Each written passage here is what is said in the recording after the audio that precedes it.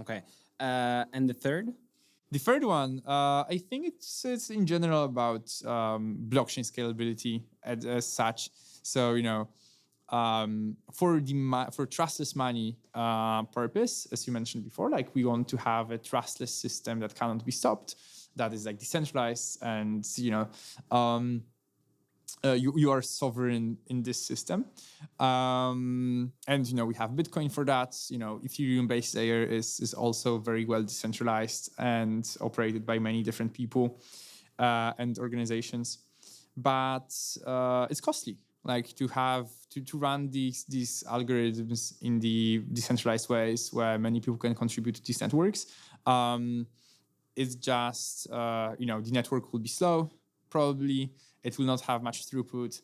And because it doesn't have much throughput, like if you want to submit some transaction or you want to change this database, you will just pay a lot of so-called gas fees. Right. And you've heard about them. You paid probably too much in the bull run for some transactions that didn't do anything special.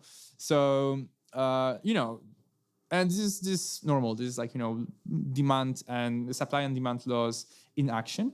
And always this financial application will have more value per one change than just you posting a post on Facebook, or you getting a diploma after finishing a course, something that you just collect, right? And blockchain scalability comes here comes blockchain scalability if what trade-offs can we do about the trust assumptions and decentralization, so it's still credible, it still holds some credible neutrality. But at the same time it's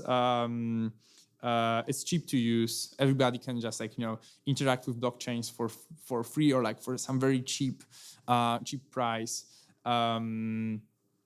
And yeah, finding this balance is hard. Many great teams are working on building blockchains which are less decentralized, Solana or Polygon, or are working on scaling solutions for Ethereum, like rollups, Optimism, Arbitrum, ZK rollups, and such.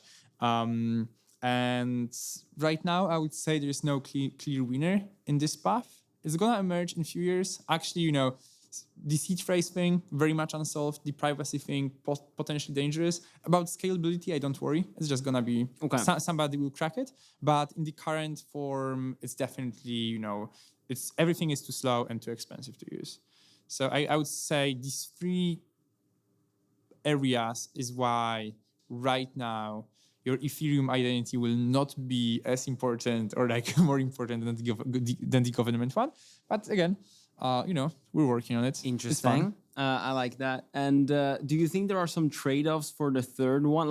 What are we waiting for? Because as you were saying, you're we have more centralized systems like Solana that allow more scalability on some less sort. Centralized. But less centralized. No, more centralized. Sorry. More centralized. More centralized. Yeah. And so I'm okay, what is the trade-off that you think is going to win or survive? What are you willing to give up?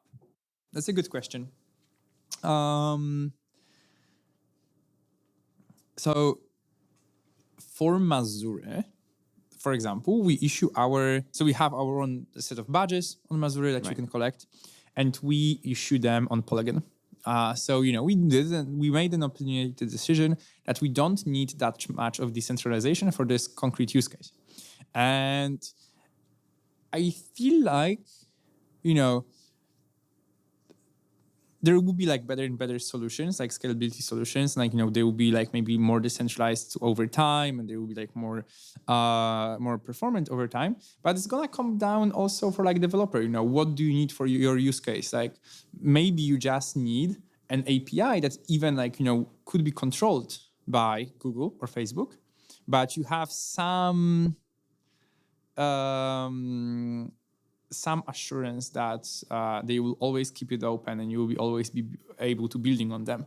And I think this is the agreement, or there's no contracts, but this is a promise that Solana or Polygon give you, is that okay, it's we provide you with our server infrastructure, but in our business model or our our idea is that it's always gonna be, open and permissionless to build on, and you can trust us. It's trusted, but in theory, it's gonna work.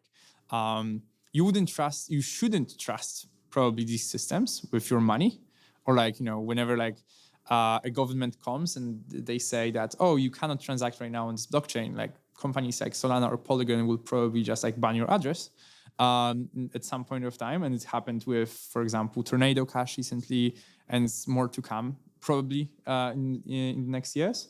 And for these situations, you probably only want to transact with Bitcoin or Ethereum.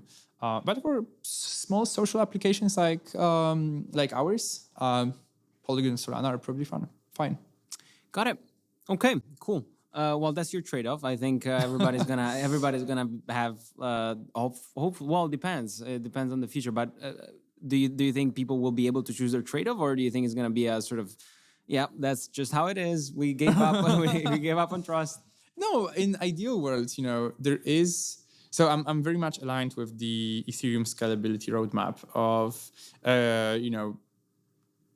essentially doing a lot of technological magic around rollups and sharding to have minimum trust assumptions and huge throughput. And we're not gonna get into the details, but there is a world where we have this decentralized architecture on scale. But before we have that, the trade-off, I guess, will gonna be on the developers who build applications that are valuable to the users, more from first principles. We deliver some value to you, and you shouldn't care if it's on blockchain or something like that. We just are valuable. But we used it on we build it on this infrastructure because it allows us to do cool shit. Maybe it's easier for transferring money, or maybe we can read your credentials from chain, and this is our case. We couldn't build Mazury without decentralized infrastructure. And yeah, when we deliver this unique value proposition to the users, we can choose what database and what blockchain do we want to build on, and yeah, it's gonna be on the developers. And users are this app, I like this app, and it has good tech assumptions. I'm gonna use it. I like that.